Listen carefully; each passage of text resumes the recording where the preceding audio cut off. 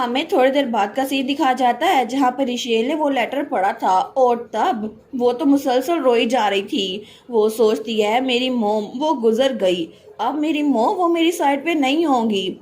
अगर मुझे पता होता कि मैं दोबारा उनसे कभी नहीं मिल पाऊंगी तो शायद शायद मैं उनसे दिल खोल के बातें कर लेती। मैं दोबारा अपनी मोम को देख नहीं पाऊंगी, उनकी वार्मथ फील कर नहीं पाऊंगी। और इसके अलावा पहले मैंने उनसे जो इतनी सारी बातें करनी थी अब मैं वो कर नहीं पाऊंगी, क्योंकि अब मैं इस दुनिया में बिल्कुल अकेली हूँ। तो तभी वहां पर कोई कहता है रिशेल इस रेट पर तो आप कोलैप्स कर जाएंगी, और वो था रोजर। वो कहता है प्लीज स्ट्रॉन्ग रहिएगा, आपको अपनी मदर के फ्यूनरल पे भी जाना है। तो रिशेल कहती है मदर, तो रोजर उसके आंख साफ कर रहा था। वो सोचती है रोजर ठीक कह रहा है, मेरे पास ऐसे ही रोने का टाइम नहीं है, लेकिन क्या मैं इस पोजीशन में हूँ कि इस मेंशन को छोड़ के जा सकती हूँ। तो रोजर जैसे वो उसकी बात समझ गया था वो कहता है प्लीज अपने घर वापस जाने की इशू पे फिक्र मत करें, मैं इसको हैंडल कर लूंगा। तो रिशेल कहती है लेकिन कैसे। वो कहता है ऑफ कोर्स कि मेरे लिए इजी नहीं होगा, लेकिन मैंने आपको बताया था ना कि मैं इस दुनिया में आपको हर एक चीज ला कर दे सकता हूँ। तो वो कहता है प्लीज इसी वजह से अपने आप को काम करें। और थोड़ी देर बाद रिशेल वो तैयारी कर रही थी। वो सोचती है रोजर ने अपनी बात पूरी कर दिखाई। थोड़ी देर बाद ही मुझे लेडी ओटिस ने कहा कि मैं अपने घर जा सकती हूँ। लेकिन तभी वहां पर जब वो कमरे से निकलने लगती है ना, तो साथ वाले कमरे से बच्चे कहते हैं आप घर जा रही हैं, लेकिन आप वापस आएंगी ना पेनी और नीरू के पास। तो तब रिशेल उनको गले लगाती है। वो कहते हैं आप प्लीज हमारे पास वापस आएंगी ना, हमें आपको जाता हुआ देखना अच्छा नहीं लग रहा। तो तब हमारी हीरोइन थोड़ी देर बाद बाहर आ गई थी। तो रोजर बग्गी के पास खड़ा हुआ था, वो उसका सामान रखने में हेल्प करता है। तो वो कहता है ये बेस्ट होगा कि आप जितनी जल्दी हो सके उतनी जल्दी यहाँ से निकले, क्योंकि रात होने से पहले आपको ब्लैक फॉरेस्ट से गुजरना होगा। तो हमारी हीरोइन कहती है ब्लैक फॉरेस्ट से आपका मतलब वही फॉरेस्ट जो मेंशन के इर्द गिर्द फैला हुआ है। तो रोजर कहता है बिल्कुल। और इसके अलावा वहां पर दिन के वक्त भी सूरज की रोशनी पहुंचती नहीं है, तो रात के वक्त वो बहुत ज्यादा डेंजरस बन जाता है। हमारी हीरोइन सोचती है एक बार फिर से मुझे उसी जगह से गुजरना पड़ेगा। तो रोजर स्माइल करते हुए कहता है प्लीज फिक्र मत करें, क्योंकि इस बार कुछ भी नहीं होगा। तो रिशेल कहती है क्या। तो तब वो स्माइल करते हुए कहता है प्लीज आराम से जाइएगा, क्योंकि मैं उम्मीद करता हूँ कि आपका दिल इससे पुरसुकून हो जाए। और वो तो रिशेल को तसल्ली दे रहा था, लेकिन उसको देखकर बिल्कुल नहीं लग रहा था कि उसे रिशेल की मोम के गुजरने का थोड़ा सा भी गम है। तो थोड़ी देर बाद वो बग्गी वहां से चलने लगती है। वो सोचती है कितना अच्छा होता ना अगर मैं इस इंसान पे ट्रस्ट कर पाती, लेकिन मैं कम्प्लीटली इस पे ट्रस्ट कर नहीं पाऊंगी। तो तब वो सोचती है क्या हो अगर मैं ऐसे ही भाग जाऊं, अगर मैं इस मेंशन से निकलूं और दोबारा मुड़कर इस जगह पे फिर से ना आऊं। ओटिस फैमिली के सीक्रेट से जिनको बर्दाश्त करना बहुत ज्यादा मुश्किल है, अगर मैं यहाँ से भाग जाऊं तो। लेकिन तभी वहाँ खिड़की में ऊपर एलन खड़ा हुआ था अपने कमरे में। तो हमारी रिशेल की नजर ऊपर पड़ती है। तो एलन अपने कमरे की खिड़की से कह रहा था मेक श्योर करना कि तुम वापस आ जाओ। तो हमारी हीरो सोचती है क्या। तो एलन के कहने का यही मतलब था कि तुम्हें वापस आना होगा। और उसके थोड़ी देर बाद हमारी हीरोइन वहां पर विलेज में पहुंच चुकी थी। वो सोचती है उस डार्क फॉरेस्ट में इस बार कुछ भी नहीं हुआ, मुझे किसी की भी गैस फील नहीं हुई, लेकिन मैं तो जल्दी डनबिन में पहुंच गई। तो जैसे ही वो अपने होम टाउन पहुंची थी ना, तो जल्दी से उसकी दोस्त मैग आकर उसको गले लगाती है। वो कहती है रिशेल। तो हमारी हीरोइन कहती है तुम यहाँ पर पहले पहुंच गई मैग। तो मैग तो बहुत ज्यादा रो रही थी। वो कहती है ऑफ कोर्स मुझे तुम्हारे लिए पहुंचना ही था। और वो थी लेडी चेस्टर, रिशेल की दोस्त मार्गरेट चेस्टर। वो कहती है गुडनेस रिशेल, तुम्हारा पूरा का पूरा चेहरा सूजा हुआ है, तुम तो बहुत ज्यादा रोती रही होगी ना, क्या कल रात तुम सही से सोई थी। तो तब पीछे से हमारी हीरोइन की नैनी भी आ गई थी और मैग का हस्बैंड भी। वो कहता है बहुत दिनों बाद मिल रही है रिशेल। तो तभी वहां पर आना भी थी। तो वो कहती है माय लेडी आप वापस आ गई। लेकिन तभी मैग का हस्बैंड उसके सर पे उसकी कैप देता है। तो हमारी हीरोइन कहती है आना। तो वो जल्दी से आके आना को भी गले लगाती है। वो कहती है आखिर मदर के साथ क्या हुआ था। तो आना रो रही थी। वो कहती है उस बारे में, और जैसे जैसे फ्यूनरल हो रहा था ना वो उसको सब कुछ बता रही थी। वो बहुत ज्यादा बारिश वाला दिन था, बिल्कुल आज की तरह। और तब हमारी हीरोइन अपनी मॉम की ग्रेव के सामने खड़ी थी। तो तब वो कहती है मैंने डिनर तैयार कर लिया था और मैडम को उनके कमरे तक छोड़ आई थी, लेकिन अचानक से वो घर में बिल्कुल नजर ही नहीं आई। और बाद में हमें एक पीस ऑफ पेपर मिला जिसपे लिखा हुआ था कि वो वॉक के लिए जा रही हैं। तो हमने मैडम को ढूंढने की बहुत ज्यादा कोशिश की, लेकिन तो हमारी हीरोइन कहती है लेकिन, तो एना कहती है लेकिन एक रिवर के किनारे चलते चलते वो पानी के अंदर गिर गई और इस तरह हम उनको बचा नहीं पाए और जब तक हमें उनकी बॉडी मिली बहुत ज्यादा देर हो चुकी थी। तो रिशेल सोचती है मेरी मॉम ने चिल्ला कर कहा होगा रिशेल, तो तभी ये सोचकर उसका दिल डूबी जा रहा था और वहां पे फ्यूनरल कंप्लीट हो गया था। लेकिन वो सोचती है मुझे लगता है कि मेरी मॉम के कोई भी पर्सनल कनेक्शन वो किसी काम के नहीं थे और अब यहाँ पर उनकी फैमिली में से, उनकी मैटरनल फैमिली से भी कोई भी नहीं आया और इसके अलावा मेरे मॉम से मुझे पहले बात कर लेनी चाहिए थी कि ये बहुत ज्यादा थका देने वाला था। अगर हमारे डैड हमारे साथ नहीं थे तो हम लोग अच्छे से रह सकते हैं और मैं उनसे बहुत ज्यादा प्यार करती हूँ, लेकिन मैं ये बात उनसे कह नहीं पाई। और तब वो सोचती है आखिर क्यों, मुझे ऐसा क्यों लगता है कि हमेशा हर कोई मेरी साइड पे रहेगा, ऐसा कुछ भी नहीं है। और तब वहां पर बहुत ज्यादा बारिश हो रही थी। वो सोचती है ये आसमान ये बिल्कुल वैसा ही है जिस दिन मैं अपनी मॉम को छोड़ के गई थी तब ऐसा था। और तब रात के वक्त हमें उनका घर दिखा जाता है। तो वहां पर रिशेल की दोस्त, उसका हस्बैंड, उसकी नैनी और उनकी बेटी भी थी। तो उसकी दोस्त कहती है रिशेल तुम रेस्ट करो, तुमने थोड़ा सा भी रेस्ट नहीं किया फ्यूनरल के दरमियान और मुझे लगता है कि मैं थोड़ी सी कुकिंग बना कर लाती हूँ ताकि रिशेल तुम्हें अच्छा लगे। तो मैग का हस्बैंड कहता है मैग माई लव क्या सच में तुम कुक करने वाली हो? वो कहती है बिल्कुल रोबी, मैं जाकर कुक करूंगी, प्लीज मेक श्योर करना कि रिशेल का ध्यान रखो। तो रोबी नैनी से कहता है कि आप उसे फॉलो कर सकती हैं लेडी जुआना। तो वो कहती है जी जी प्लीज रुके लेडी मैग, आखिर आप क्या करने का प्लान कर रही हैं? तो मैग कहती है मैं तो वाम सूप प्रिपेयर करवाने वाली हूँ, लेकिन किचन से कोई चीज गिरने की आवाज आती है। तो तब हमारी हीरोइन सोचती है लगता है कि मैग को सही से खाना बनाने नहीं आता, लेकिन तभी उसकी मेड आना कहती है माई लेडी मैं कमरे को जाकर क्लीन करती हूँ। तो हमारी हीरोइन कहती है क्लीन, चलो हम लोग इकट्ठे करते हैं।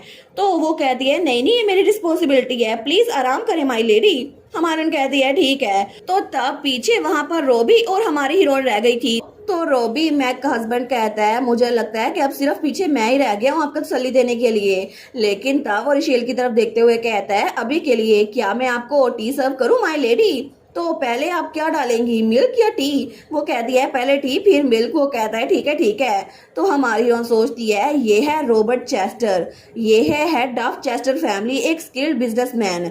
तो हमारी हीरोइन सोचती है ये एक ऐसा इंसान है जिससे मैं कभी भी कम्युनिकेट कर नहीं सकती थी, लेकिन मैग की शादी के बाद ये बिल्कुल मुझे छोटी बहनों की तरह ट्रीट करता है और अब जब भी मैं इन दोनों को खुश देखती हूँ ना तो हमेशा मुझे अपने मॉम और डैड की याद आ जाती है कि वो भी बिल्कुल ऐसे ही खुश कपल थे।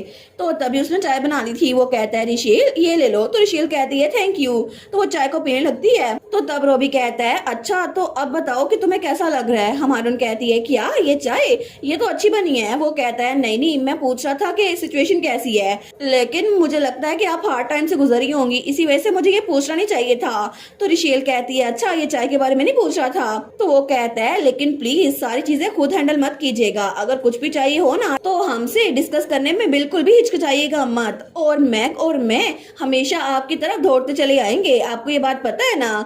तो रिशेल भी स्माइल करती है। वो कहती है जी बिल्कुल थैंक यू सो मच। तो रोबी कहता है फिक्र मत करें, लेकिन तभी वो वहाँ पे चाय का कप रखते हुए कहता है अरे हाँ आप हमारे साथ लिंटन क्यों नहीं आ जाती और आपको यहाँ रहने की जरूरत नहीं है। हमारी उन कहती है लिंटन? वो कहता है ऐसे वक्तों में अकेले रहने से कुछ भी नहीं होता, मुझे लगता है कि आपको मैग के साथ टाइम गुजारना चाहिए, अपनी दोस्त के साथ रहकर आपको अच्छा लगेगा और इससे सैडनेस भी दूर हो जाएगी। तो हमारी और सोचती है मैं पूरी यकीन हूँ कि मैग के साथ मुझे अच्छा लगेगा और मेरी सैडनेस भी जल्दी खत्म हो जाएगी। लेकिन तभी उसे याद आता है कि जब वहां पर एलन ने कहा था ना मेक श्योर करना कि तुम वापस आ जाओ, तो तभी वो कहती है मुझे आपकी ऑफर सुनकर अच्छा लगा लेकिन मुझे सिल्वेस्टर लौटना होगा। वो कहता है अरे हाँ मुझे लगता है कि आप वहाँ पर एक प्राइवेट ट्यूटर के तौर पर काम कर रही थी, लेकिन मैं तो इस बारे में भूल ही गया था। हमारी रॉन सोचती है अभी मैं इस बारे में सोच रही हूँ, तो मैग ने मुझे बताया था कि रॉबर्ट ओटिस फैमिली के बारे में बहुत कुछ जानता है, तो क्या इसको पता है 6 साल पहले क्या हुआ था? तो रिशेल कहती है रॉबर्ट मैंने सुना था कि आपका ओटिस फैमिली के साथ पर्सनल कनेक्शन है। वो कहता है हाँ हाँ बिल्कुल, लेकिन ये पास्ट की बातें हैं, आजकल तो बस उनके साथ ऑफिशियल मामला ही तय होते हैं। तो हमारे उन कहती है अच्छा फिर तो आप बहुत ज्यादा शौक होंगे। वो कहता है नहीं नहीं इतना भी शौक नहीं हूँ, ओटिस फैमिली वो तो अक्सर ही शुरू से लेकर अब तक अपने आप को हाई सोसाइटी से अलग कर लेती है, मुझे लगा ही था कि ऐसा दिन जरूर आएगा। इसी वजह से मुझे फर्क नहीं पड़ा था कि वो लोग हाई सोसाइटी से कट गए हैं। हमारी हीरोइन सोचती है वो स्टार्ट से ऐसा करते थे। तो तब हंसते हुए कहता है, रिशेल ऐसा लगता है कि आपको ओटिस फैमिली के बारे में जानने के लिए बड़ी क्यूरियोसिटी है। तो हमारी हीरोइन कहती है क्या? तो वो चाय घटाघट पीते हुए कहता है, ठीक है अब मैं आपको बता देता हूँ। अगर आप ओटिस की बात कर रही है ना तो पैनिक होने की कोई जरूरत नहीं है। वो लोग तो स्टार्ट से ही ऐसे थे, हमेशा आपको कंफ्यूज कर देते हैं। लेकिन ओटिस फैमिली वो नेचर के जरिए बड़ी यूनिक सी है। हमारी हीरोइन सोचती है लगता है इसको बड़ा मजा आ रहा है ओटिस फैमिली का मजाक उड़ाते हुए। लेकिन तब वो कहता है, ठीक है तो मैं कहानी कहाँ से शुरू करूँ? ओटिस फैमिली आपको पता है ना कि अपने नाम की तरह बहुत ज्यादा प्रेस्टिजियस फैमिली है। और आई बिलीव स्टार्ट में तो वो काउंट सिल्वेस्टर की एक ब्रांच फैमिली थी जिसके लीनियज का अब तक किसी को नहीं पता था। लेकिन शुरू में वो बहुत ज्यादा गरीब हुआ करते थे। हमारी और कहती है, ओटिस फैमिली और गरीब, ये बातें सही तो नहीं लगती मुझे। वो कहता है ना, लेकिन पता नहीं अचानक से क्या हुआ जब उनके पास एक साथ ही इतनी सारी दौलत आ गई और फिर उन्होंने सिल्वेस्टर फैमिली का मेंशन वो भी खरीद लिया। लेकिन एक दिन जब सिचुएशन अचानक से चेंज हुई ना तो तब नील ओटिस, जो कि ओटिस फैमिली का अंसेस्टर माना जाता है ना, अचानक से उसने जिस चीज के अंदर इन्वेस्ट किया वो चीज फूलने फलने लग गई। जिस बिजनेस में वो इन्वेस्ट करता था वो तो ऐसे फलता था जैसे पता नहीं क्या हो गया हो। तो हमारी सोचती है, नील ओटिस ये तो वही इंसान है ना जो मैंने उस मेंशन में जाते ही पोर्ट्रेट में देखा था। तो रोबी कहता है, ऐसा कहा जाता है कि नील ओटिस उसने बहुत ज्यादा सक्सेस हासिल की थी और उसने एक नोबल वुमन से शादी की और उसको बार्टन मैंशन में ले आया जो कि सिल्वेस्टर फैमिली की पोजेशन थी। और बार्टन मैंशन जो कि आज का मैंशन है ना वो तो पूरी कंट्री में सबसे ज्यादा ब्यूटीफुल मैंशन माना जाता था। तो हमारी हीरोइन कहती है, अगर ये बात सच है तो ये मैंशन सिल्वेस्टर फैमिली का नहीं था, तो आखिर ओटिस फैमिली ने इसको कैसे लिया? वो कहता है, वेल उस वक्त नोमा सिल्वेस्टर जो कि डायरेक्ट डिसेंडेंट थी ना वो गुजर गई। तो सिल्वेस्टर काउंटी वो तो अपने नाम की वजह से फेमस थी, उसका नाम डूबता गया। लेकिन बाद में नील ओटिस ने उस मैंशन को खरीद लिया और उसकी हर एक चीज अपनी आंखों के सामने लगवाई थी। और तब तो उसने आर्टिस्ट और क्राफ्टमैन हर एक को बहुत ज्यादा रेनोवेशन के पैसे दिए थे। ऐसा लगता था कि हाई सोसाइटी का फेवरेट पॉइंट उस वक्त यही बात थी कि वो मैंशन इतना ज्यादा खूबसूरत क्यों है। लेकिन बाद में वो कंस्ट्रक्शन जब कंप्लीट हो गई तो नील ओटिस ने हाई सोसाइटी में सबको वहां पे गैदर किया और उस मैंशन को शो ऑफ कर दिया। लेकिन उसके बाद उसने उस बार्टन मैंशन का नाम रोज मैंशन रखा। तो हमारी हीरोइन थोड़ा फ्लिंच होती है, वो कहती है, रोज मैंशन? तो वो कहता है, बिल्कुल, जहां तक मैंने सुना है ना रोज तो उसके छोटे भाई का नाम था जो कि बहुत ज्यादा यंग होते ही मर गया था। लेकिन सही तरह कहा जाए ना तो उसका छोटा भाई, उसने उसी की वजह से इसका नाम रोज मैंशन रखा था। लेकिन उसका छोटा भाई वो तो बहुत ही ज्यादा मशहूर था, उसकी ब्यूटी इतनी ज्यादा खूबसूरत थी कि बहुत सारे लोग उसको देखने के लिए आया करते थे। और पहले तो मैंने सुना था कि वो अपने छोटे भाई को पसंद नहीं करता, लेकिन अचानक से उसके मरने के बाद उस मैंशन का नाम रोज मैंशन रख दिया गया। आपको नहीं लगता कि वो अपने भाई से बहुत प्यार करता था? तो हमारी हीरोइन वो सोचती है, क्या सच में? तो रोबी कहता है, इसके अलावा बाद में इसका नाम फिर से बार्टन पड़ गया और आजकल तो किसी को भी याद नहीं है कि कभी उसको रोज मैंशन भी कहा जाता था। लेकिन हमारी हीरोइन सोचती है, नहीं ये बात सच नहीं है, क्योंकि जो लेटर मेरे पास आया था उसमें सबसे पहले यही लिखा था, वेलकम टू रोज मैंशन। ये लेटर आपके 1 साल के स्टे के लिए यहाँ पर लिखा गया है। तो हमारी हीरोइन सोचती है, जिसने उस मैंशन के रूल लिखे थे उसने इस मैंशन को रोज मैंशन बोला था, लेकिन वो था कौन? तो वो बहुत ज्यादा डरी हुई थी। वो सोचती है, मैंने इस बारे में सोचा क्यों नहीं कि ये रूल्स लिखे किसने थे और आखिर उसने इस मैंशन को रोज मैंशन ही क्यों बोला था, हालांकि कोई इसको रोज मैंशन नहीं बोलता।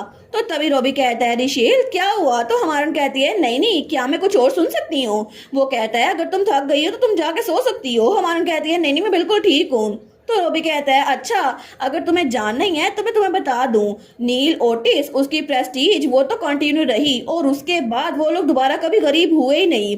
और फिर अचानक से एक दिन उसने भी अपने आप को मैंशन में बंद कर दिया। हमारी ओर कहती है, अपने मैंशन में बंद कर लिया? तो रॉबी कहता है, मुझे रीजन तो खुद नहीं पता, लेकिन पूरी की पूरी फैमिली अचानक से हाई सोसाइटी से कट गई। उन्होंने अपने दरवाजे बंद कर लिए और उन्होंने तो मैंशन को लॉक कर दिया जिसपे वो बहुत ज्यादा प्राउड थे।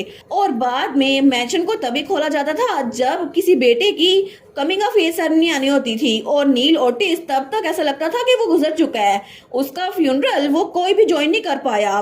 और उसके फ्यूनरल का किसी को नहीं पता था। हमारी और सोचती है नील, ओटिस और पूरी फैमिली ने अपने आप को छुपा लिया, एक मेंशन जो गेस्ट को एक्सेप्ट नहीं करता। ये सारी की सारी चीजें तो अभी वाली ओटिस फैमिली के साथ हो रही हैं, लेकिन क्या ये अजीब नहीं है कि इनकी इतनी ज्यादा जनरेशन पहले भी ये सब कुछ हुआ था। तो तभी वो कहती है ठीक है मुझे बताएं आगे क्या हुआ था। तो वो कहता है आर यू श्योर कि तुम ठीक हो? मुझे लगता है कि नील ओटिस के गुजरने के बाद फिर से यही कुछ होता रहा। हर बार जब भी उनके बच्चे होते थे ना, तो उस फैमिली का पहला बेटा जब भी शादी करता था ना, तो सिर्फ तब भी वो हाई सोसाइटी में आता था, लेकिन उसके कुछ अरसे बाद वो लोग फिर से अपने आप को मैंशन में बंद कर लेते थे। और उसके बाद जब अगली फैमिली में पहला बेटा वो शादी के काबिल होता था, तो फिर से वो हाई सोसाइटी में जाते थे। लेकिन ये सिलसिला बार बार चलता जा रहा था। ऐसा लगता है कि जैसे उनको कोई कर्ज मिला हुआ है कि जिसकी वजह से वो बाहर की सोसाइटी से कोई ताल्लुक नहीं रख सकते। और लोग तो ये भी कहते थे कि वो फैमिली मिस फॉर्चून की फैमिली है। तो हमारे कहती है आप ठीक कह रहे हैं। तो रिशेल कहती है लेकिन मैंने सुना था कि अभी वाली ओटिस फैमिली वो एक वक्त में हाई सोसाइटी में बहुत ज्यादा एक्टिव थी और बहुत लंबे अर्स तक एक्टिव रही थी। तो रोबी कहता है बिल्कुल ये तो बड़ा अनयूजुअल था, क्योंकि जहां तक मैंने सुना था ना, ये सब कुछ लेडी ओटिस की वजह से चेंज हुआ था। वो तो बहुत ज्यादा इंप्रेसिव इंसान थी जिनमें बहुत ज्यादा कॉन्फिडेंस था। उन्होंने बार्टन के दरवाजे खोल दिए और बहुत ज्यादा सोशल इवेंट्स इंट्रोड्यूस करवाए। इसके अलावा उन्होंने अपने पहले बेटे एलन ओटिस को स्टार्ट से ही पब्लिक के सामने शो करना शुरू कर दिया। लोग तो ये कहते थे शायद ये सब कुछ फिर से चेंज हो जाएगा। हमारी और सोचती है लेडी ओटिस इस तरह की इंसान थी, वो इतनी एक्सट्रोवर्ट थी। तो वो कहता है इसके अलावा सबसे शॉकिंग बात तो ये थी उनके 3 बच्चे थे। ये बात तो सबको हैरान करने वाली थी, क्योंकि स्टार्ट से लेकर अब तक नील ओटिस के बाद से हमेशा उस फैमिली में सिर्फ एक ही बेटा या एक ही बेटी होती थी। और इस बार थोड़ा अलग हुआ, एलन ओटिस उसके 2 जुड़वा बहन भाई भी थे। तो हमारे कहती है बिल्कुल वो बच्चे मैं उनको पढ़ा रही हूँ और उनकी 9th बर्थडे वो तो आने वाली है। तो रोबी कहता है क्या 9th बर्थडे? ये तो सच हो नहीं सकता ना। जहां तक मुझे याद है ना, एलन ओटिस और उसके दोनों बहन भाइयों के अंदर 6 साल का फर्क है और इस वक्त तो वो लोग 12 साल के हुए होंगे। तो तभी हमारी हीरोइन वो उसके हाथ से चाय गिरने लगती है। वो कहती है क्या 12 साल? लेकिन कहीं आपको मिस्टेक तो नहीं हुई? तो रोबी कहता है मैं बिल्कुल पूरी यकीन हूँ। अगर ओटिस फैमिली के ट्विन ब्रदर एंड सिस्टर की बात है ना, तो इस वक्त तो उनको 12 साल का होना चाहिए था। उनका नाम पेनी और नीरू था, है ना? तो हमारी हीरोइन तो बहुत ज्यादा डर गई थी। वो सोचती है रॉबर्ट की मेमोरी बहुत ज्यादा अच्छी है और ऐसा हो नहीं सकता कि झूठ बोले। इसका मतलब है कि ट्विन्स वो अब 12 साल के होंगे। लेकिन मैं उनके पेरेंट्स को देख के बता सकती हूँ कि ज्यादा से ज्यादा वो लोग 9 साल के होंगे। लेकिन ऐसा कैसे हो सकता है? वो सोचती है ये सारे पजल्स ये तो बार बार बिगड़ते जा रहे हैं और उनका बिहेवियर उनकी एज के हिसाब से है, तो क्या वो इमेच्योर एक्ट नहीं कर रहे? तो तब हमारी हीरोइन डरते डरते कहती है आपको पता है रॉबर्ट, जब आपने लेडी ओटिस को देखा था क्या वो अपने बच्चों को चेरिश करती थी? तो रॉबर्ट हंसते हुए कहता है ऑफ कोर्स, कोई भी बता सकता है कि वो पूरी दुनिया की सबसे हैप्पीएस्ट फैमिली थी। हमारी हीरोइन कहती है ट्विंस को भी, क्या वो अपने दोनों ट्विंस को भी बहुत ज्यादा पसंद किया करती थी? तो रॉबर्ट कहता है ऑफ कोर्स, और इसके अलावा मैंने सुना था कि उन्होंने अपने बच्चों के लिए कोई नैनी या नर्सरी रखी थी। वो अपने बच्चों से इतना प्यार करती थी कि उनकी हर एक चीज खुद ही सेट करती थी, उनको नहलाना, उनके कपड़े पहनाना, उनकी एजुकेशन। बल्कि मैंने तो सुना था कि वो अपने बच्चों से इतना प्यार करती है कि किसी और को उनके करीब नहीं जाने दे सकती।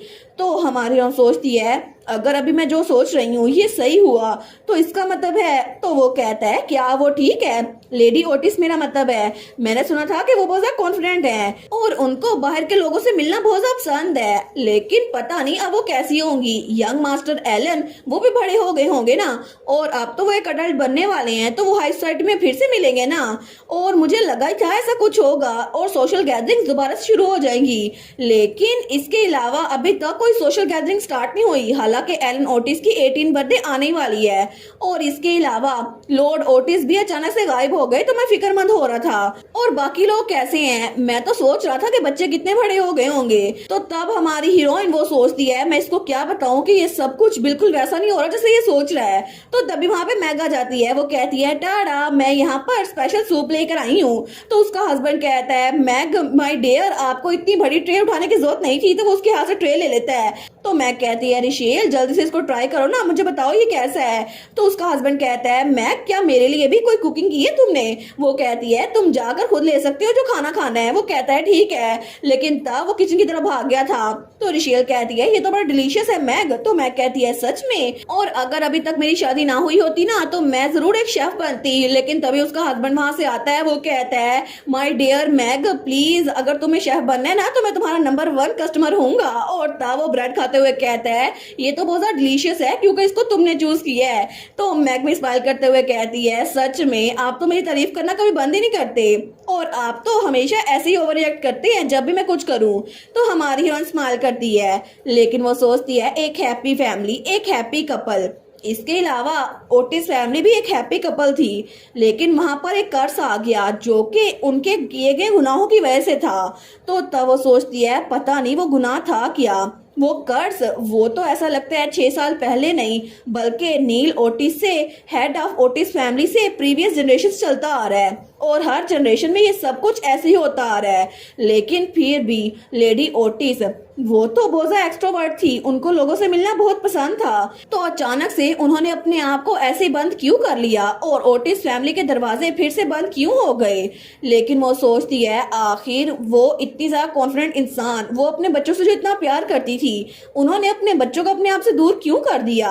और वो तो अपने हस्बैंड से भी नफरत करती हैं, हालांकि मैंने सुना था उनकी लव मैरिज हुई थी। और उनके बच्चे पेनी और नीरू, इस वक्त तो उनको 12 साल का होना चाहिए था। लेकिन तभी उसको कुछ ख्याल आता है, वो सोचती है ट्विंस के बारे में ये जो बात है ये मुझे बहुत ज्यादा तंग कर रही है। सर्वेंट जो उस मैंशन में काम करते हैं वो कुछ ऐसे हैं जो इंसान नहीं है, और अगर वो ज्यादा देर तक यहाँ पर रहे तो वो इंसान नहीं रहते। तो क्या ये मेंबर ऑफ ओटिस फैमिली में भी अप्लाई होता है। लेकिन हमेशा से ओटिस फैमिली में सिर्फ एक बेटा या एक बेटी रहा करती थी। तो क्या इसका मतलब है कि ट्विंस वो एक्स्ट्रा थे, यूजलेस थे, इसी वजह से क्या वो भी अब इंसान नहीं रहे क्योंकि अब उनकी एग्जिस्टेंस भी मायने नहीं रखती। तो तभी उसे ख्याल आता है जब वो मेंशन से निकल रही थी तो ट्विंस कहते हैं प्लीज मत जाए ना टीचर, आपको वापस आना पड़ेगा। लेकिन ट्विंस को ख्याल कर गई, वो सोचती है मुझे लगता है कि उस वक्त मुझे बच्चों से कोई सेंट स्मेल हुई थी, कोई ऐसी सेंट जो बिल्कुल उन मेड्स की तरह लगती है जो अजीब बिहेव करती हैं। बिल्कुल एक ऐसी सेंट जो रोजेस की सेंट थी, जो इंसानों की सेंट बिल्कुल नहीं लग रही थी। तो हमारी रिशेल सोचती है क्या बच्चे वो सच में इंसान हैं या फिर वो भी बाकियों की तरह सिर्फ रोजेस हैं। और इसी के साथ ये वाला पार्ट यहीं पर ख़त्म। तो आप लोग बताइएगा आप लोग को ये पार्ट कैसा लगा, और वीडियो को लाइक और चैनल को सब्सक्राइब लाजमी कीजिएगा। बाकी वीडियोस का लिंक भी स्क्रीन पर नज़र आ रहा होगा तो काइंडली उनको भी चेकआउट कर ले। और thank you so much for watching my videos. Stay safe, bye bye.